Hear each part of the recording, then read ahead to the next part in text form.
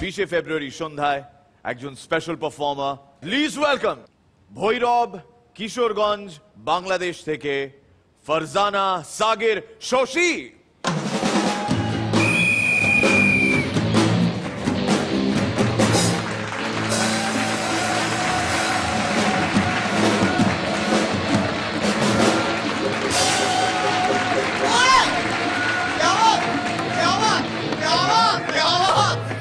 পৃথিবীর সমস্ত বাংলা ভাষা বলা বাঙালিকে আমার পক্ষ থেকে শুভেচ্ছা। আগামীকাল মহান 21শে ফেব্রুয়ারি। আমাদের পাড়াগার হাবলা চাচা। হাবলা চাচা? হ্যাঁ, অনেকদিন পর আমার সাথে দেখা হইলো। আমি কইলাম, হাবলা চাচা কেমন আছো? হাবলা চাচা আবার একটু গান টান করে তো, তাই আমার সুরে সুরে কইলো, মনে সুখ নাই রে সুখ পরাণের পাখি, 18টা বিয়া কইরা জেলাই জেলাই থাকি, মনে সুখ নাই রে। আরে প্রথমেতে করলাম বিয়া জেলা বাগেরহাট, আরে প্রথমেতে করলাম বিয়া জেলা বাগেরহাট, আরে বাসর রাতে বইয়ের ভারে ভাঙ্গা গেল খাট, মনে সুখ নাই রে। আরে তারপরেতে করলাম বিয়া জেলা চট্টগ্রাম, আরে তারপরেতে করলাম বিয়া জেলা চট্টগ্রাম, বউ আমার দেখতে যেন হালকা চট্টগ্রাম, মনে সুখ নাই রে। আর তারপরেতে করলাম বিয়া জেলা নোয়াখালী, আরে তারপরেতে করলাম বিয়া জেলা নোয়াখালী, বউ আমার ভালো লাগে না, ভালো লাগে শালি, মনে সুখ নাই রে। হাই হাই, তাই নাকি? তারপর হইল কি? তারপর আরে তারপরেতে করলাম বিয়া জেলা রাঙ্গামাটি, তারপরেতে করলাম বিয়া জেলা রাঙ্গামাটি, বউ আমার যেমন তেমন কইতে লজ্জা লাগে, আরে শাশুড়ি ফাটাফাটি, মনে সুখ নাই রে। তারপরেতে করলাম বিয়া বিয়া জেলা ঢাকা, আরে বউ আমি সাইরা গেল, এখন আমি ফাঁকা, মনে সুখ নাই রে। বাকি গুলা বইলা মনের দুঃখ আর বাড়াইতে চাই না। এবার একটা মুরগি আর একটা মোরগের গল্প বলবো। মুরগি মোরগের পিছনে দৌড়াচ্ছে দৌড়াচ্ছে দৌড়াচ্ছে, হঠাৎ একটা বাসের নিচে চাপা পড়া মুরগিটা মারা গেল। বাস থেকে ড্রাইভার নাইমা কইলো, আয় হায় রে কি সত্যি মুরগি, দেখছো দেখছো, জান দিব কিন্তু ডিম দিব না।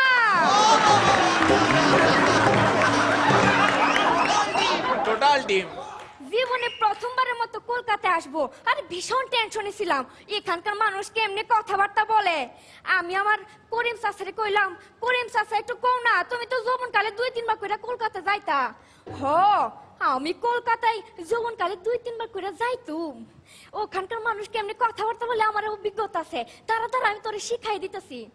তখন করিম চাচা কইতেছে, কলকাতায় গিয়েছিলাম, পুঁটি মাছ কিনেছিলাম, খাটের তলায় রেখেছিলাম, তারপর কোন হালাই যেন ফাড়া দিয়া গাইলা ফেলাইছে।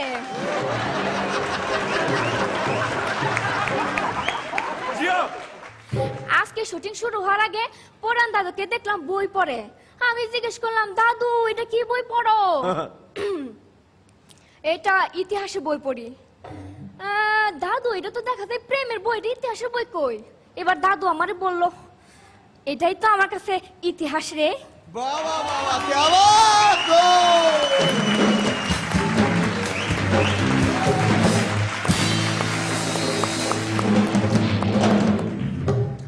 তো ফারজানা, তোমায় ফারজানা বলবো না শশী বলবো?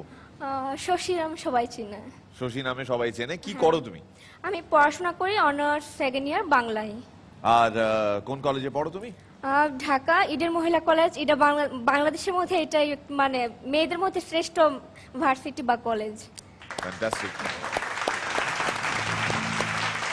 পরান্দা, অনেকগুলো মেমোরিজ আবার ফিরে ফিরে এলো, অনেক স্মৃতি ফিরে ফিরে এলো পরান্দা। হ্যাঁ, মানে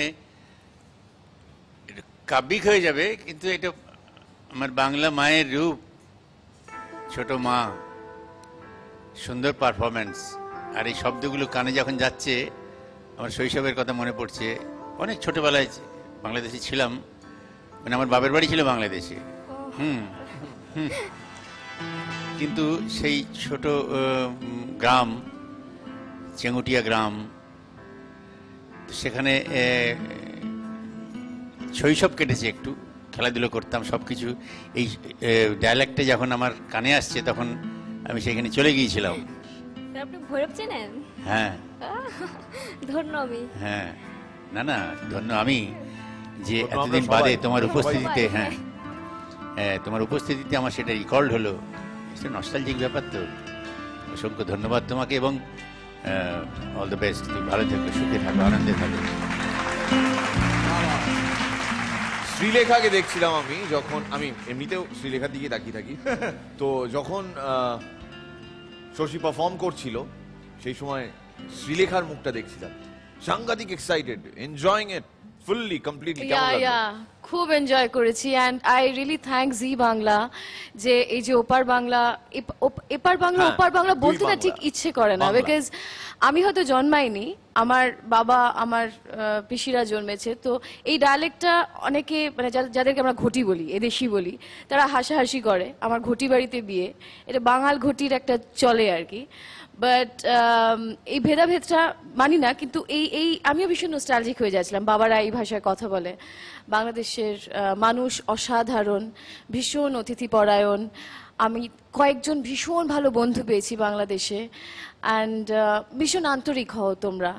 তোমার পারফরমেন্স অসাধারণ, আমি সাংঘাতিক এনজয় করেছি, ভীষণ ভালো লেগেছে তোমার। রনিদা, খুব ভালো লেগেছে, কারণ এই বাংলার অনেক রয়েছেন যারা নাকি ওখান থেকে এসছেন, এখন ওই ভাষায় কথা বলেন, এবং যারা বলেন না সেই সব বন্ধুরাও আমাদের বাংলাদেশের এক বন্ধু। খুব আনন্দ পাবেন প্রত্যেকে, কারণ ভীষণ ভালো পারফর্ম করেছো তুমি। ওখানকার অতিথি ছাড়াও, খালি অতিথি বলে তোমার প্রশংসা করছি তা নয়, তুমি অসম্ভব ভালো পারফর্মার। Hats off. দীপ, এতক্ষণ খাওয়া চলছিল, কিন্তু ভালো খাওয়া কিরকম ইনকমপ্লিট লাগে যদি ডেজার্টটা ভালো না হয়। হ্যাঁ। And it was a fantastic for a dessert. You are brilliant. Literally, you're like cherry on the cake kind. this is like an India-Bangladesh taste match. Yeah, exactly. Literally, she's like a cherry on the cake. And I would also like to thank Zee Bangla যে এরকম এই প্ল্যাটফর্মটাকে দিয়েছে for purely talent without deciding কে কোথা থেকে আসছে, কোথায় থাকে না থাকে. But this is a platform for good and pure talent. And thank you Zee Bangla for that. জমিয়ে দিয়েছো, দারুণ পরিবেশন করেছো। We enjoyed your cooking. এইবার যারা তোমায় দেখে এত উত্তেজিত, তাদের সম্বন্ধে তুমি দু চার লাইন বলো, না হলে ওরা আমায় মেরে ফেলবে। ব্যান্ডেজ, চিকু, ওইদিকে কৌশিক, নিতিন, সুমন, সৌরভ, দই। এখানে সব ভাইয়াদেরকে আগে থেকে চিনি। বললে?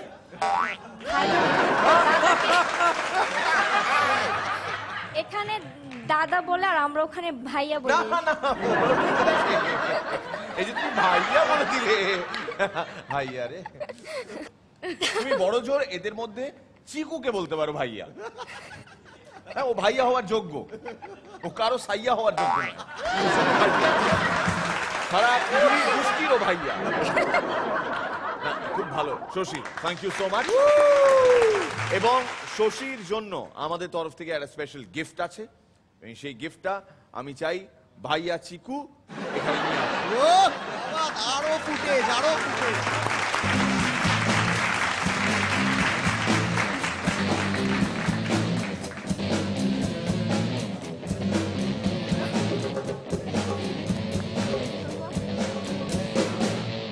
সুন্দর শাড়ি, এটা কোথাকার তাঁত? ফুলিয়া না কোথায়? এটা আমাদের স্টুডিওর তাঁত। স্টুডিওর পেছনেই তৈরি হয়। হাতির দাঁত, স্টুডিওর তাঁত। জোরে হাততালি শশীর জন্য, আমাদের সবার তরফ থেকে অসংখ্য শুভেচ্ছা। এটা তোমার জন্য Shashi, thank you so much.